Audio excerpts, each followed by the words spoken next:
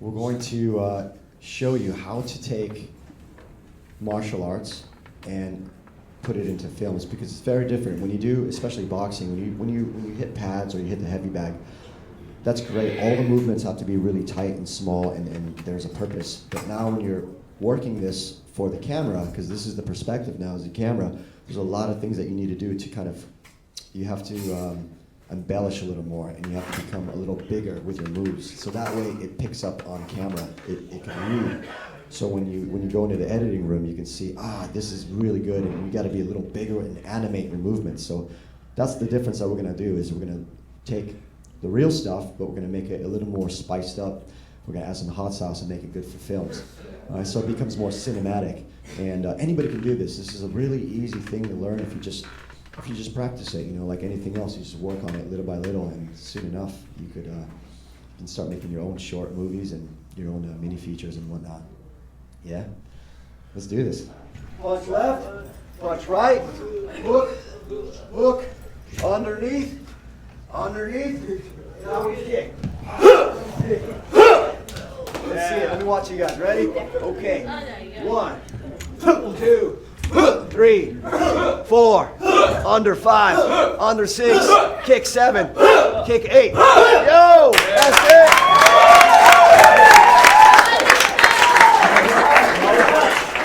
Very nice.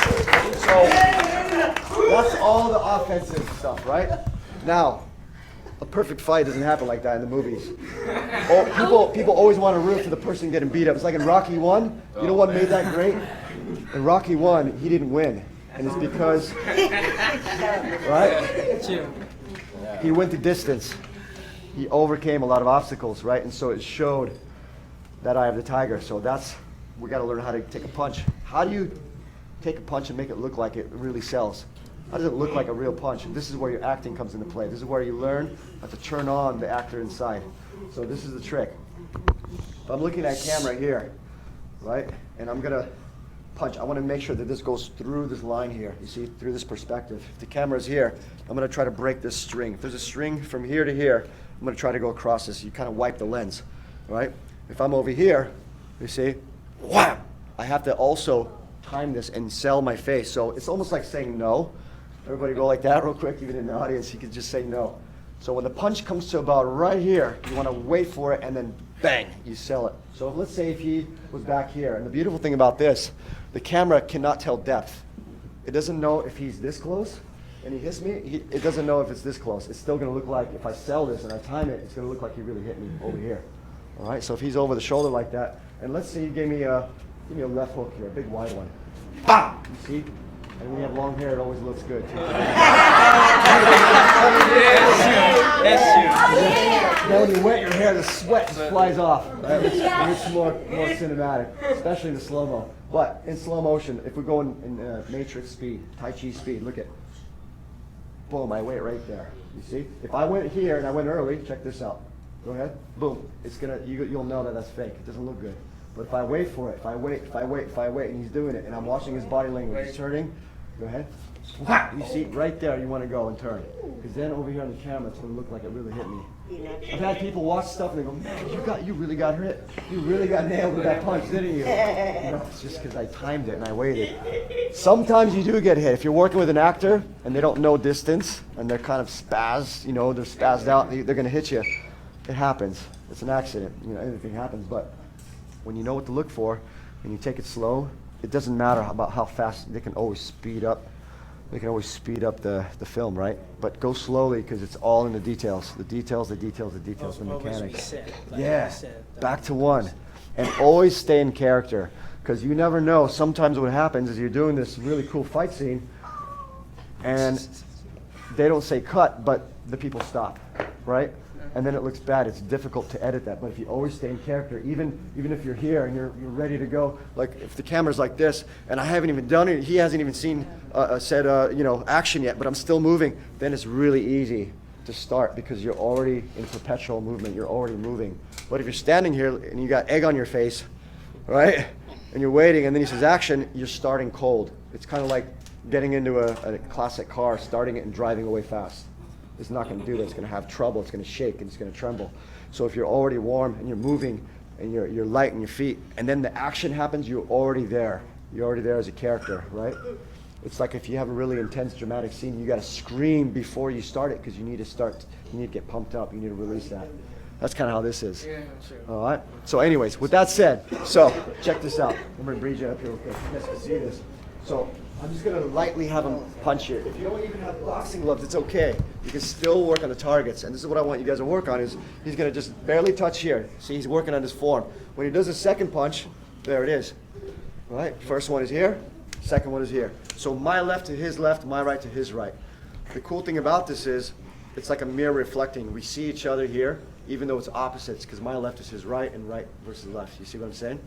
So this is good for your coordination. It's good for your cognitive thinking. And then the right side, right? When you throw the hook, just put it right here in the center. See, if I move my hand over here, it's going to cause him to do bad habits, right? So we're going to just go 1, 2, 3, 4. Now when he does 5, 6, look at this. He rolls under. Easy. Wow. You see that? Good back in the day. Okay. One more time. Touch, touch, touch, touch. He rolls under, he rolls under. You see, and he's still in the pocket. He's still here. He's close. All right. The further you start going away, then it's a whole nother thing. Again, touch, touch. Just kind of like give him a high five. That's all it is. Okay. And when you do this, be very, very careful not to go like that. You want to almost hit with your bicep over here. Imagine there's a dude back here. You want to go way over here because this is going to really sell it, especially when I go like this. You see how I cut off at the end? Yeah.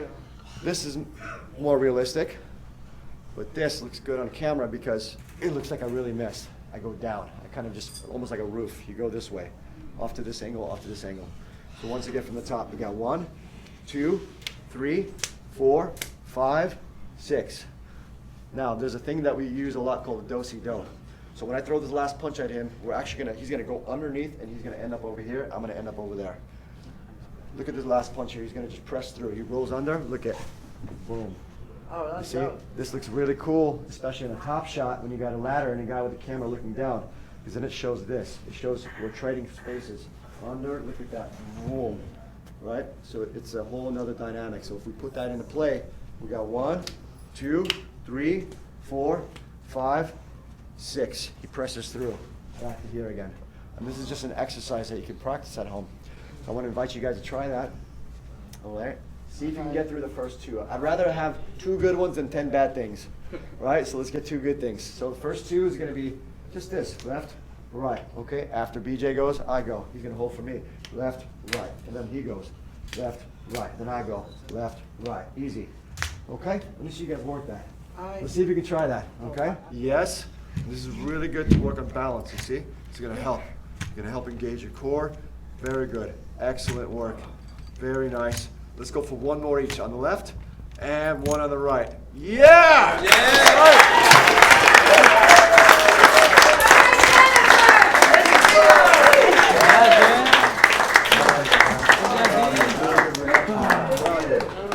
Amazing work. Fabulous. All right, what's next?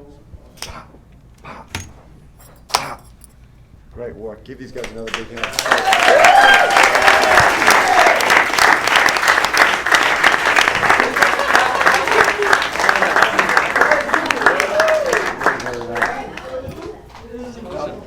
Because there's a lot of different martial arts involved, when you're doing choreography, when you're doing things, I think it's important to pay respects to these ancient systems. And so there's a salutation usually. Like if you go into a Thai restaurant or a Japanese restaurant, they're either going to bow to you like this or they're going to do this to you. So this is really important. So because we've done a lot of different disciplines, and these can be found in the Japanese system, this can be found in the Thai systems, this can be found in the Indonesian and Filipino systems, or you know, there's so many different ones. I always think it's good to close up a class like this. So we always bow first, you know, and for men, you say Sawasdee Kap. For women, Sawasdee Ka. Sawasdee And you could correct me if I'm wrong. And you just do that. This is for the Thai arts. For the Japanese arts, usually you go like this. You say us. Us. Or you just bow and you say us. Us. And for the Chinese systems, you make a fist with your right hand Yeah, that's what I was and an doing. open palm, and you bring it together like this. This one. this represents the sun. This represents the sun. This represents the moon, and you bring them together in harmony like that, right? And a lot of times, it starts like this. That's usually how it goes. Yeah, kind of like that. But we'll do this one to make it easy. This is an easy one. Let's go through all three of them again. First one, Tai. Second one, we have the Japanese salutation. Us. And then for the Chinese, you just bring them together like that. Very nice, you guys. Give yourselves a big hand again.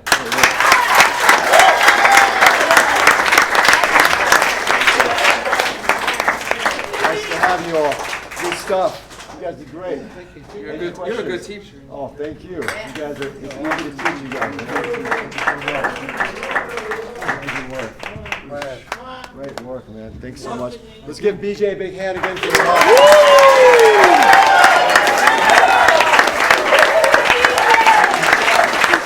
Have enough time for maybe 5 questions from the audience? That'd be great. What's up, man? I met you before you had the hat on. Oh, Yeah. All right. yeah. You did it. All right. Me too. You did it, me too. Yes. Let's go. Watch it, got it. Watch it. He wants to box. You got this inside. Yeah. You got this. Yeah. You got this. It's a wow. Oh. You got this. Movies. Yeah.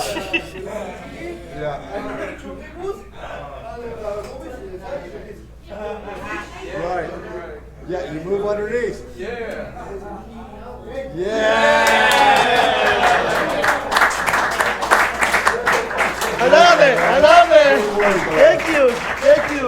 I love it. What a guy. Yes, question. I had a question. Stand up and say your name. Hi, my name is Raquel. How you started to martial arts? When you started? When I was very young, I started. My brother actually was in martial arts, so I grew up as a kid with Bruce Lee posters and posters of Arnold Schwarzenegger and Mike Tyson and Muhammad Ali and all these great, inspiring people. So even though I didn't grow up with a father figure, I had all these powerful figures in my life that were constantly there as reminders, and they were these just these role models that I think helped me and form a pathway, and I think just as subtle as that is, I think that goes a long way. So with that, I've always had an interest because I've watched my brother. At a young age, he did martial arts. So you always want to be like your older brother most of the time, or your older sister, and that's kind of how it started. And he got into more like bodybuilding and stuff and weight training, and I got into more of the martial arts, and I kept going. So he just passed on the torch, and that's when I started at a really young age. Almost was born into it. I didn't have any choice really, and I'm glad I did it because I don't think my life would be the same if I didn't do this.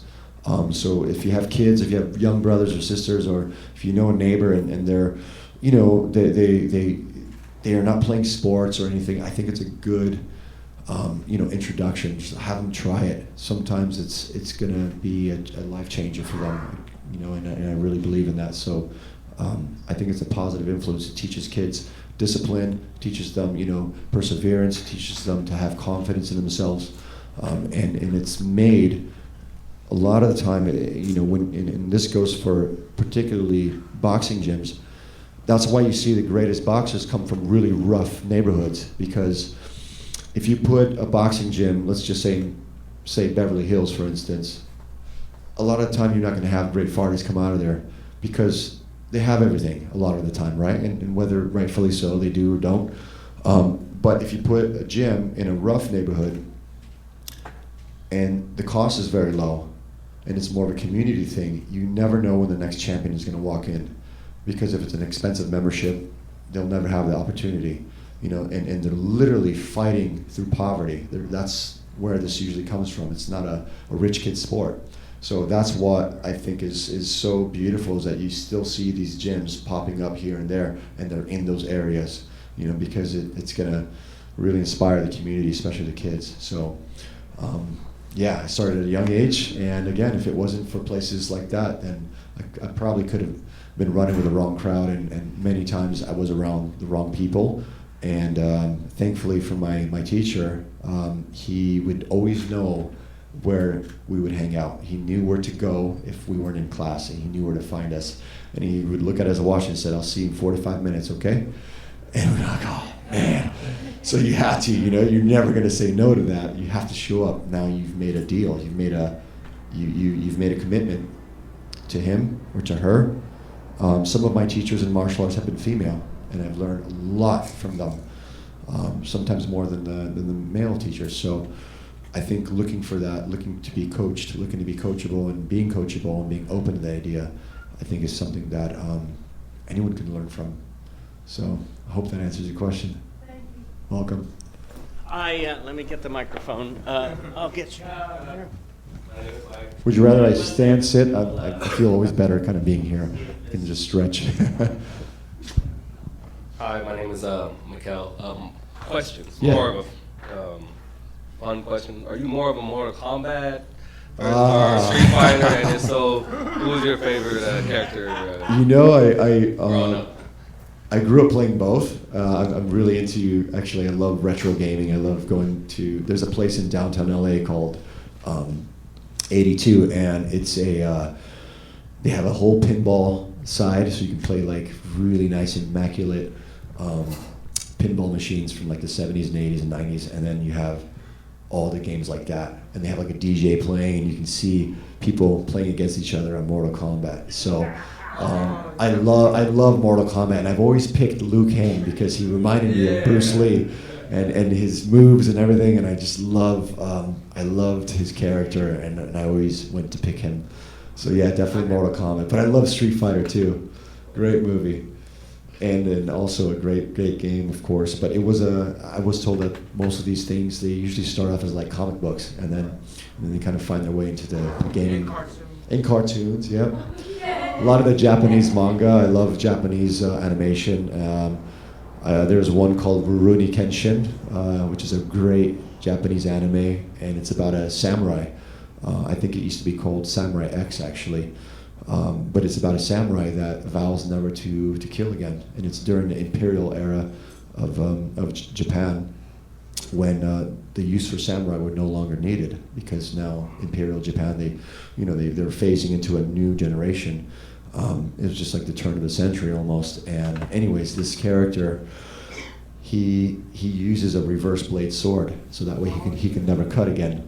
And so he vows to that, but he's like the baddest mofo ever, nobody messes with him, but he takes this vow of nonviolence, and more than anything, martial arts, with that note, it's like having insurance. It's like having dental insurance or car insurance. You pay for this thing every month, hoping to never use it, and that's what it is. You learn to talk more. It's like verbal judo. You learn, if somebody spills a drink on your shoe and they get crazy or you get crazy, you just say, hey man, let me buy you another drink, I'm sorry. And that's it. And you can have the best friend ever by just that situation. So rather than getting uptight about it, wanting to fight somebody about it, it will teach you to say, hey, I know what I'm capable of. I know the things that I have inside, and I don't want to abuse them that way. So it's always, going back to that mindset of not having to use it. Hi, my name is Rex, and my question is, when we first started working with Halle Berry, what movie was she working on at the time? Well, great question. Halle was in transition of finishing, there was a film about the Rodney King story. I believe it was called Kings.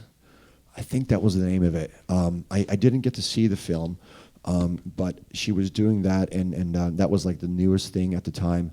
Prior to that, when I was just beginning working with her, she was in that film. It's not Kidnap. Was it Kidnap? It was Kidnapped. Thank you. So yeah, that was a great one, and it was just around that time. So yeah, and then when she approached me with this other project, I just wanted to be as available as possible, because it was exciting to me to do that, and very challenging, and I wanted to see her be the best. So this next one is going to be great. I hope you guys see it when it comes out. John Wick 3, by the way, is all wrapped, so she just finished shooting John Wick 3, which is with Keanu Reeves. So they filmed that in Morocco, in New York, and yeah, the first and the second one were really good. Third one is going to be, I think, probably the best one. All right, I think we might have time for one more. Sandra? Wait. Oh, is Have it? you seen the movie of Rush Hour? Yeah, Rush With Hour. Chris Tucker and Yeah, Jackie Chan. Yeah. Yep. I'm a big fan of his. I Both like of them. I like the first one better because the way they kidnapped that little girl, I was Yeah. so excited that they found her. She had a bomb here. The way she talked to the bad guys, said, "Shoot it again, shoot me, shoot me, shoot me," like that. She's so. I love that movie. I love the other movies too, but I like to see Kidnap. I haven't seen it yet. It's not that far away of who she really is in real life, and she would do anything for her children. She's a true lioness of a woman, you know, and she's this. She's fierce. She has this. She's a real leader, you know, and she's never afraid to do what's right. And if that takes a longer route, at least at the end, she's going to feel good about it. And that movie, when you see it, it's a really incredible representation, I think, of her love as a mother and her willingness to do whatever it takes to save her children. So that was really cool. I actually got to meet that little boy that played her son in that film. Brilliant kid actor, smart guy. He's going to have a bright future for sure. Thank you. Yeah, you're welcome. Yes, Hey. my name is Sharon Miner. I used to do black belt in karate. How can I get? I have a question. How can I get back in doing it? You know, the best way to start is you go and check out a couple of places. You go and observe, and just like an acting class, you go and audit the class, and you see if it's something that resonates with you. And I would do that. Check out maybe 3 to 5 different places. You know, look them up, go over there, and just ask the teacher if you can sit down and watch. And if there's something that draws you into that, if you gravitate towards that, then that's the one. You'll know. You'll feel it inside. We all have this like inner compass inside of us. No one needs to tell you, hey, you got to do this, you got to do that. Just feel it, because I think the feeling is the believing, you know, and you'll Because the know. reason I asked, because my dad was a black belt, so I came to be a black belt in karate.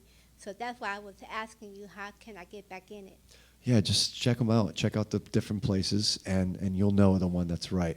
And just take your time with selecting them. You don't have to rush into it. But start off maybe reviewing some of the stuff, you know, in your own time, so that way you're kind of ready and you're prepping the body again to go back into that kind of training. Okay. Yeah. Okay, thank Definitely. you. Thank you. You're welcome.